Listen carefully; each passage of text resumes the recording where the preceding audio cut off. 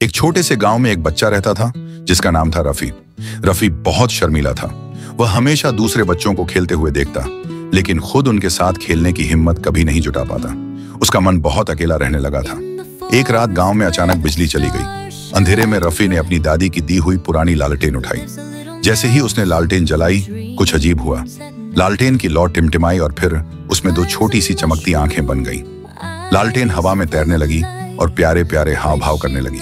रफी पहले तो डर गया, लेकिन फिर हंस पड़ा। उसे पहली बार लगा कि उसे एक सच्चा दोस्त मिल गया है। लालटेन ने रफी का हाथ पकड़ा और उसे बाहर ले आई। दोनों आसमान की ओर उड़ने लगे। ऊपर से रफी ने गांव को देखा।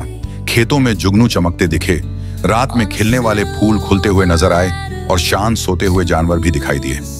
रफी ने पहली बार दुनिया को इतनी खूबसूरती से देखा और उसका दिल खुशी से भर गया।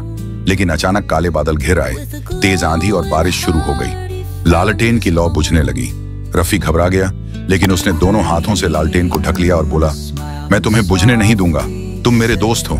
धीरे धीरे तूफान थम गया और लालटेन पहले से ज्यादा रोशनी के साथ चमक उठी। अगले दिन सुबह रफी लालटेन को लेकर गांव के चौक पहुंचा।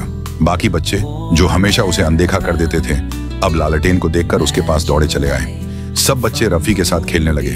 अब रफी अकेला नहीं था। उसकी हंसी पूरे गांव में गूंज रही थी और लालटेन भी खुशी से सबके बीच चमक रही थी।